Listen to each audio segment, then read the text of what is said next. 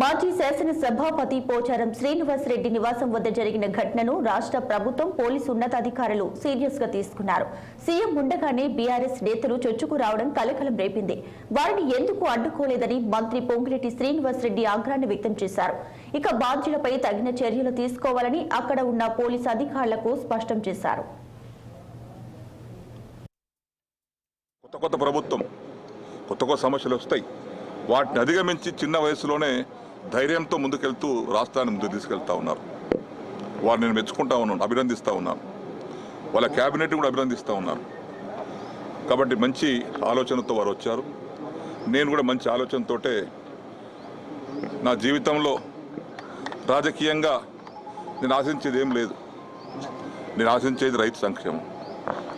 నేను వ్యవసాయ శాఖ మంత్రిగా చేశాను, బ్యాంక్ చైర్మన్గా చేశాను. ఇవన్నీ రైతుతో ముడిపడ్డటువంటి సంస్థలు ఇవన్నీ. కాబట్టి రాష్ట్ర ప్రగతిలో వారు చేసేటువంటి అభివృద్ధికి, వారు సంకల్పించినటువంటి కార్యక్రమాలకు చేదోడు వాదోడుగా ఉండి రాష్ట్ర ప్రగతి కోసం, రైతు ప్రగతి కోసం అందరం కలిసికట్టుగా సమిష్టిగా కృషి చేస్తాం. పొంగులేటి గారు కూడా, శ్రీనివాస్ రెడ్డి గారు కూడా పాత మిత్రులే మాకు. వారు రెవెన్యూ శాఖ మంత్రిగా మంచి పోర్ట్ఫోలియో వారి దగ్గర ఉంది. వారి సహకారంతో, అందరి సహకారంతో రాష్ట్ర ప్రగతిలో అందరం పాలు పంచుకుందాం. ఆ సందర్భంలోనే గౌరవనీయులు మన గౌరవ ముఖ్యమంత్రి రేవంత్ రెడ్డి గారి యొక్క నాయకత్వంలో బలపరుస్తూ ఈరోజు అందరం కలిసి రాష్ట్ర భవిష్యత్తు కోసం పనిచేస్తామని మనం చేస్తా ఉన్నాం.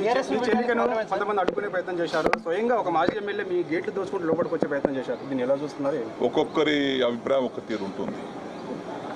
నేను కూడా టీఆర్ఎస్ పార్టీ చేరకుండా ముందు తెలుగుదేశం పార్టీలో ఉన్నా. నేను ఆనాడు తెలుగుదేశం పార్టీ నుంచి టీఆర్ఎస్ పార్టీ రావడానికి గల కారణాలు ఏందో ఆనాడు ఉండే.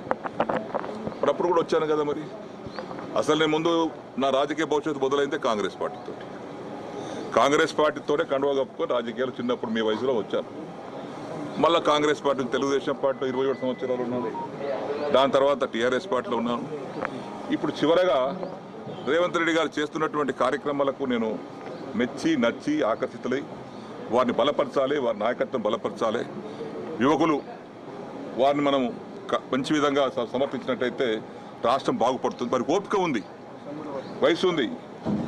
ఇంకా 20 ఏళ్ళు రాష్ట్రానికి నాయకత్వం వహించేటువంటి ఓపిక వారికి ఉంది. అటువంటి వారిని మనం ప్రోత్సహించాలి. మాకేం అవసరం లేదు, మా వయసు అయిపోయింది. మేమే ఇంకా పదవుల కోసం, దానికోసం, దీనికోసం కాదు. పనిచేసేటువంటి నాయకులు మనం సమర్థించాలి గట్టిగా, మనస్ఫూర్తిగా ఉద్దేశంతో వారి వెంబడి ఈరోజు రావడానికి సిద్ధపడ్డాను.